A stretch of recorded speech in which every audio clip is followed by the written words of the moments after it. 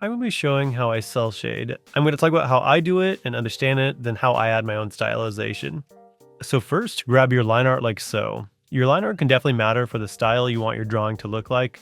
I always focus on making places where lines intersect a little darker for one.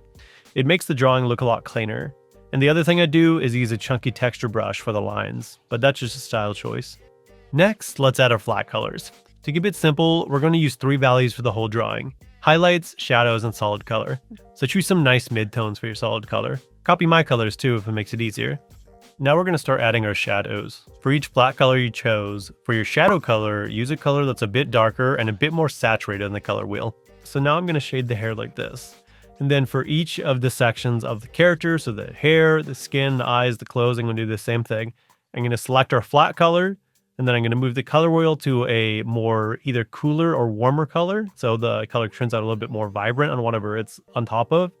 And then I'm going to make it a little bit darker and a little bit more saturated. And I'm going to choose those colors for each of the layers. Okay, so step 1 of the cell shading is basically done. This is our solid color, all our shadows down, and as you can tell, I already applied highlights, which I literally just put as little dots. That's it. Tiny, subtle highlights tend to pop way more in my opinion, so that's all I do. Just one on the nose, one on the cheeks where the blood forms in the face, and that's pretty much it. Now, to begin, what most of you probably came here for, and it's that second level of cell shading that I have on the thumbnail, which kind of elevates cell shading to look a lot nicer, especially when posting on social media and things like that, and what I do to do it. And it basically comes down to 3 things, and we're going to start the first thing because it's really easy. I usually just do this on the skin. Sometimes I do it on the hair too. In this drawing, I do it on the hair as well.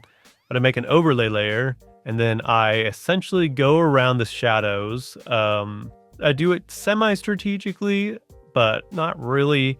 I just go around the perimeter of the shadows with a much more colorful color of, like, say the skin's pinkish yellow, then I'll choose like an orangish red, just slightly over in the color wheel and make it really colorful.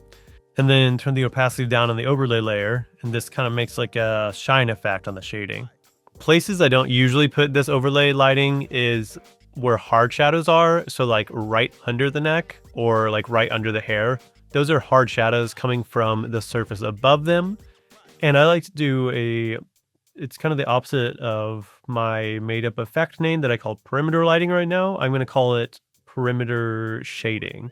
I'll put darker shades around the perimeter of the shadows where hard shadows are. So underneath the hair, underneath the neck, or on the clothes, usually a clothes fold is highlighted by the shading, and at the top of a clothes fold, there will be a darker shadow there. So I like to put this all over the clothes as well. You'll see this in a lot of my drawings.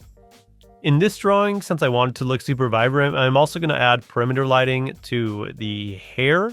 And I usually don't do this because overdoing this effect can definitely drown it out. And overdoing stuff in cell shading is the #1 thing that makes art look ugly when you are going for the cell shading art style, in my opinion.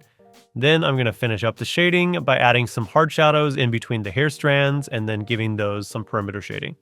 Alright, the first 2 out of 3 hacks to elevate our cell shading are done. They are perimeter lighting and perimeter shading. Totally made up those terms myself. There's definitely real terms for what I'm talking about, but we're going to disregard that and go on with the final step. Let's soften our very hard looking drawing with some colored line art. This is thankfully the easiest post-processing step to our drawing. Just make a clipping layer above your line layer, then add darker and more saturated versions of what you're drawing over. So if skin is pinkish yellow, choose a very dark orangish red. If clothes are gray, use a very dark grayish blue. Then I only add colored line art to areas that aren't on the outside of the drawing, so anywhere on the inside lines besides the eyes and mouth. Although I do like to color the lips because that's part of the skin, you'll slowly get used to the hang of what you think looks the best as you tamper around with these techniques. And with all the steps followed, this is how our simple cell shading drawing turned out. Here's what a final piece looks like of mine following this method. I've been doing a lot more cell shading recently. If you follow my socials, my commissions and brushes are available below if you're interested. Thanks for watching if you made it to the end. I wanted this video to be super short and concise since it was like the first tutorial I posted on this channel. Just a little thing in my art style. Like and subscribe and all that, or don't. See you later.